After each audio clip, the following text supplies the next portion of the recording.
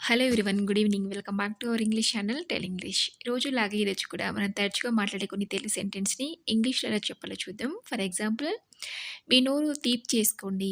నాకు చాలా సంతోషంగా ఉంది. రోహిత్ ఎక్కడున్నాడో నీకు తెలుసా? లాంటివన్నీ కూడా ఇంగ్లీష్‌లో ఎలా చెప్పాలో చూద్దాం. రోజు ఇలా కొన్ని సెంటెన్స్ కనుక మనం ఇంగ్లీష్‌లో ఎలా చెప్పాలో తెలుసుకొని, నేర్చుకుని ప్రాక్టీస్ చేసినట్లయితే ఇంగ్లీష్ చాలా ఈజీగా నేర్చేసుకోవచ్చు. ఇప్పుడు లేట్ చేయకుండా మన ఫస్ట్ సెంటెన్స్ ఏంటో చూద్దాం. మీ నాన్నగారు ఏం చేస్తుంటారు అని అడుగుతుంటారు కదా! దానికి ఇంగ్లీష్‌లో what does your father do? What does your father do అంటే మీ నాన్నగారు ఏం చేస్తుంటారు?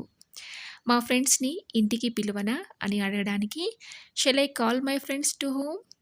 Shall I call my friends to home అని అడగాలి. అలాగే రోహిత్ ఎక్కడున్నాడో తెలుసా అని అడగడానికి do you know where is Rohit?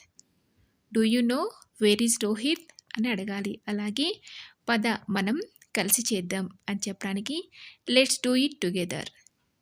Let's do it together అంటే కలిసి చేద్దామని. దేవుడి ప్రసాదం తీసుకో అని చెప్పడానికి take blessed food. Take blessed food అంటే దేవుడి ప్రసాదం తీసుకో అని. అలాగే నేను కిటికీ మూసేయాలా అని అడగడానికి shall I close the window? Shall I close the window అంటే నేను కిటికీ మూసేయాలా అని. టీలు తాగడం తగ్గించు అని చెప్తుంటాం కదా! దాన్ని ఇంగ్లీష్‌లో cut down on tea. Cut down on tea అని చెప్పాలి. ఇలాంటిది మళ్ళీ జరగదు అని చెప్పడానికి it won't happen again. It won't happen again అంటే మళ్ళీ ఇలాంటిది జరగదు అని. నేను చాలా సంతోషంగా ఉన్నాను అని చెప్తుంటాం కదా! దాన్ని ఇంగ్లీష్‌లో I am so happy. I am so happy అంటే నేను చాలా సంతోషంగా ఉన్నాను. మీ నోరు తీపి చేసుకోండి అని చెప్పడానికి స్వీటెన్ యువర్ మౌత్. స్వీటెన్ యువర్ మౌత్ అంటే ఏదైనా శుభవార్త చెప్పినప్పుడు అంటూ ఉంటాం కదా! అలాంటప్పుడు చెప్పొచ్చు. నేను ఇంటికి వెళ్ళాలనుకుంటున్నా అని చెప్పడానికి I wish I could go home. I wish I could go home అని చెప్పాలి.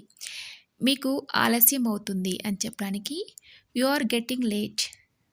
యు ఆర్ గెట్టింగ్ లేట్ అంటే మీకు ఆలస్యం అవుతుంది అని. అలాగే అసలు విషయానికి రా అని అంటుంటాం కదా! దాన్ని ఇంగ్లీష్‌లో కమ్ టు ద పాయింట్.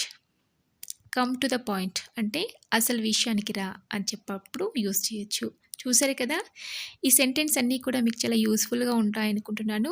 రోజు ఇలా కొన్ని సెంటెన్స్ ప్రాక్టీస్ చేసి మీరు అవసరాన్ని బట్టి యూజ్ చేసినట్లయితే చాలా ఈజీగా ఇంగ్లీష్ నేర్చుకోవచ్చు. ఈ వీడియో మీకు నచ్చిందనుకుంటాను. నచ్చితే తప్పకుండా ఒక లైక్ చేసి ఛానల్‌ని సబ్స్క్రైబ్ చేసుకోవడం అస్సలు మర్చిపోద్దు. Thanks for watching.